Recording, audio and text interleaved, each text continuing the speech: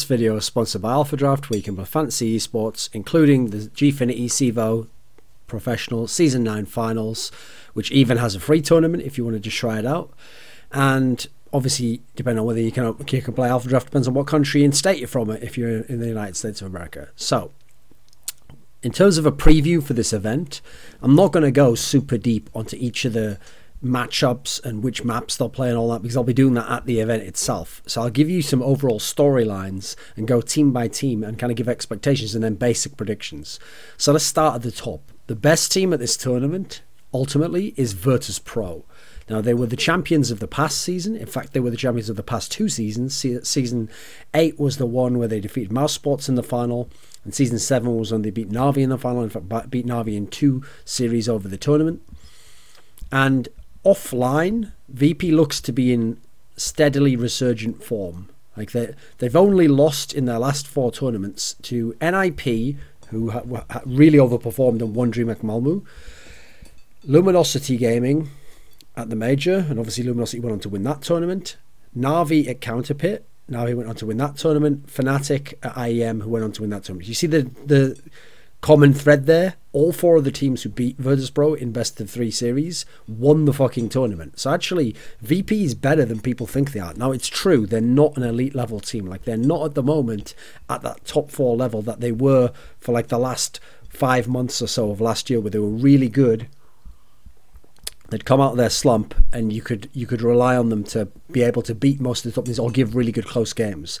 Right now, they can play good games against the top teams, but they're not winning the series. Now, they can win a map, but winning the series has been the big problem. Now, obviously, that's obviously very interesting in terms of this tournament, because now there's no excuse, right? This is a tournament where they should be able to win if they are a legit team. Like, for me, they're sort of in that like 5th, 6th type category in the world. So this should be a tournament that's right up their alley. There's no elite teams here, so if they can't win this tournament, then maybe, despite playing the top teams close, maybe they have some issues against lesser teams. I mean, obviously their online form has been terrible, so that might be something to that. Now, recently, they've always been good on Mirage, but they've started to look pretty good, not only again on Train, which has been like a classic home map for them in recent times. They've been decent on Overpass, which they were stronger on in the past, and they've actually gotten their Cache to a pretty good level recently. Cache was another map with Inferno where you could sometimes catch Virtus.pro out. They've been pretty good on it recently. Even the losses have been close losses. They've got their T side rolling again. It's actually been CT side in most of the occasions where VP's having their problems at the moment. But Snacks, the star player of the team, one of the best players in the world, is again one of the best players in the world. He's been rolling. He looks pretty good, solid in this team, and the pieces are coming together. The last tournament, Bialy got it going for a few maps. This team, on paper, should be able to win this tournament, but that's going to be the test, right? That's the big storyline for me with this team. Then we're going to talk about SK Gaming, who were actually last minute replacements for Na'Vi, who obviously we'd have loved to see here, a fantastic team. So SK Gaming comes in, the team that's 4 Danes and a Swede, the Swede being Modi. The problem with this team is it hasn't lived up to the form of the team that at Fragbite Masters Season 5 was able to beat Team X question mark or Team question mark, whatever they were called at the time, now Astralis. But then again, it's a slightly different team from that lineup. Now they have Pimp in the team, whereas back then they had, was that when they started Config? Let me think. I don't know. Who cares? I don't think so. Who did play? Oh, so they had Cadian, that's right. They haven't lived up to that form. They have the odd map here and there. Even online, they haven't been that good. The big problem with this team, I see, is that they've got a bunch of decent players, a bunch of okay Tier 2 type European players, but there's no star player. Where's the top 10 European player for this lineup? If you want to be an upset team, you want to be a team that can challenge and build, you could have like 1 star player. There's no star player in this team. I'm just afraid that's the case.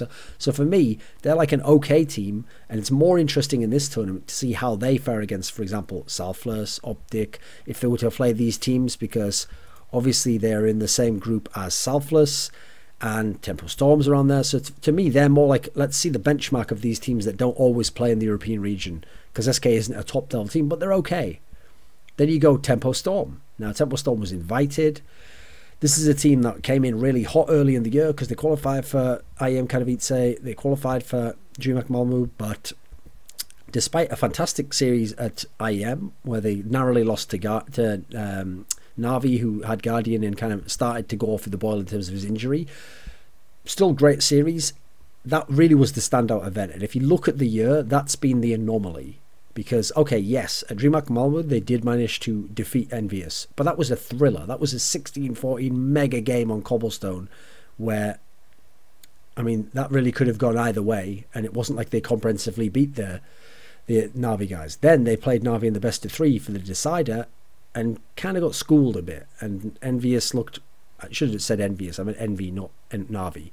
Kind of got schooled a bit, didn't look that good actually, and obviously Envy was like kind of picked up their form, but Templestorm didn't challenge them the way you expect them to. So I'm kind of wondering for this team, because against this field, yeah, they should be a team that if they are as hot and explosive and this upcoming team like everyone talks about, they should have a chance at getting like to the final of this tournament or top 4, or maybe even win it if they go crazy. But I haven't quite been convinced yet. Now, in terms of their team, yeah, they have N1, the star AWPer, who, yes, it's true, his firing speed is incredible, but his consistency isn't there in the way that people like Guardian, when he didn't have his injury, is there, where he's going to hit the crazy shots, but he's also going to hit the reliable, consistent shots. This guy's more like he's an amazing peak AWPer, but will he hold one spot and just kill all 4 people when they rush him down? Yeah, I'm not so sure, actually. And so I still want to see more of this guy in line. It's always entertaining to watch. His shots that he hits, some of the very fast ones, party piece type ones, are incredible. But I want to see more well-rounded play from him. I also want to see more consistency in terms of which games he turns up, and he doesn't just monster every game. So against this lesser field with not so many other star players out there, this guy has to go huge. This guy has to be a monster. Let's see if he does. Now, Dignitas, on paper, is another team that, right, they should be right up where with Virtus.pro. If they are as good as they think they are, they should be winning this tournament or making to the final and playing Virtus.pro if they can. Because, I mean, this is a team that won the qualifier online to come here, the EU one, #1. They beat Hellraisers, they beat Flipside, like teams below them, but decent enough teams. They should definitely be a favourite, because you think of the upsets they pulled off recently. Okay, they beat Envious in a best of 3 at Game Show. They beat NIP on Overpass at DreamHack Malmö. Obviously, NIP went on to win the tournament. Remember, it was NIP's permaban that they decided not to permaban then. Then they beat Astralis on Cash. Astralis is a fantastic team, so they've got some upset potential. Now there's, aside from VP, which wouldn't even be that much of an upset, there's no one to upset now. Now you're one of the favourites. Let's see how you perform under pressure. Now the problem is the team, in terms of just pressure against better teams, has had some failures in best of 3 series, but Kirby is playing like a monster right now. That guy is very, very good. Like, it wouldn't be unrealistic to say he could be the MVP of this whole tournament if they go far. So I want to see how he performs now against the lesser teams, because actually they went to Copenhagen Games recently, a very weak field. They massively underperformed, and he just dropped off the map completely. But that was the anomaly. Whereas in the past, he very rarely used to play well. Now he usually plays well almost all the time, and now it's just the odd tournament or game that he has a disappointing one. So, Hellraisers. Now, Hellraisers already was exciting to me. They qualified online, they beat eFrag to get here. The reason why Hellraisers was exciting to me is because they're kind of like a slightly lesser version of Mouse Sports, in as much as they have a bunch of okay players, some that have been like very erratic in terms of performance. And then they have Oscar. And Oscar is kind of like the poor man's Nico at the moment. I mean, I say poor man's Nico because he just hasn't had enough tier 1 lands, hasn't had enough big performances against tier 1 opponents. He's played too many tier 2 and tier 3 lands for us to say he's like Nico. But his skills have looked incredible, and he's been hard carrying this team, and he's really sick, and he's a very, very good AWPer as well. So I want to see how this guy is on LAN, because without that many good teams here, he should be capable of having a Nico type performance and going ham and being the MVP of the whole tournament. So let's see that. And what's more, he's no longer in just a straight prison. Like before, yeah, okay, Sticko could have the odd game where he could play well. But here's the exciting thing now in this team.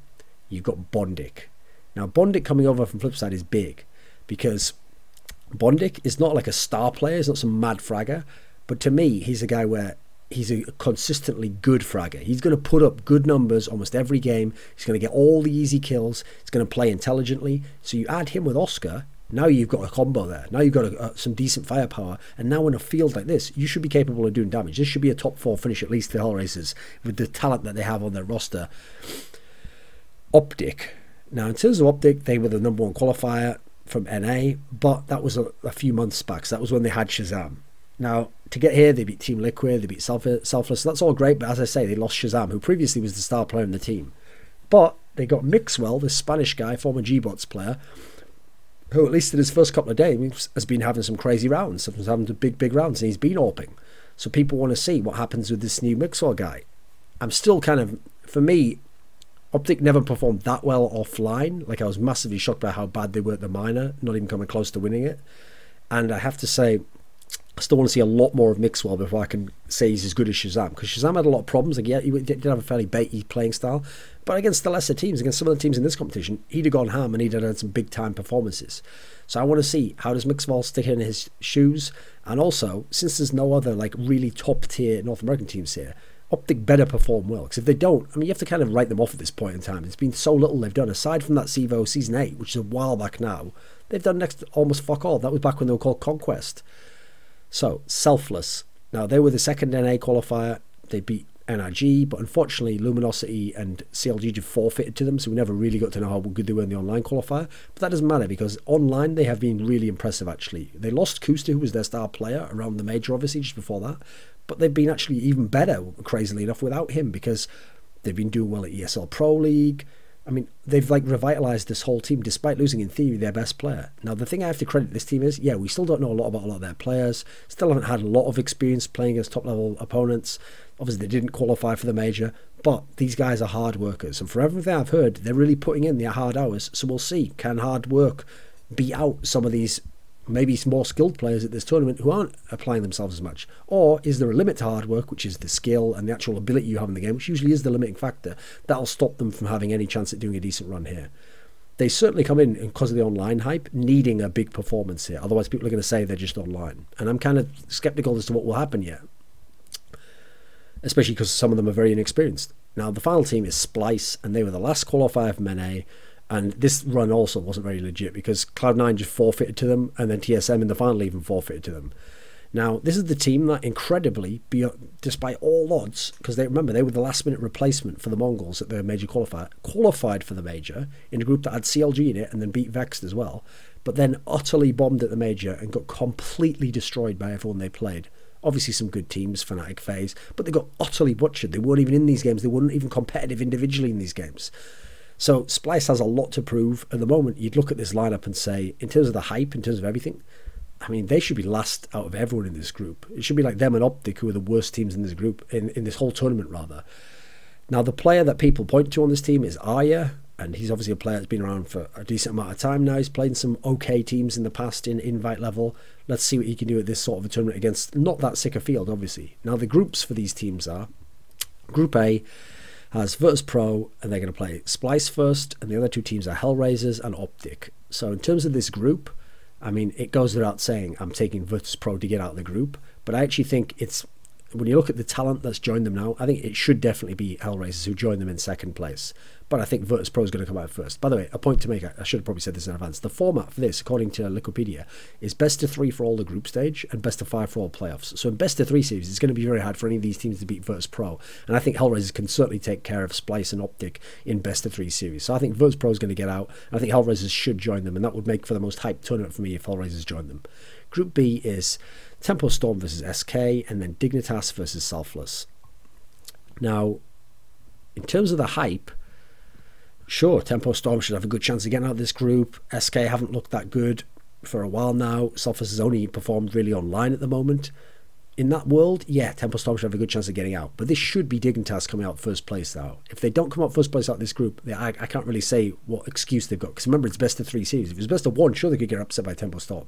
This is best of 3. If you're the better team, if you're a tactical team, if you've got good players like Kirby, you're supposed to perform here. This is where Kirby and Config are supposed to go off, and they're supposed to carry you, and you're supposed to win the group. And I do think Dignitas will win the group, actually.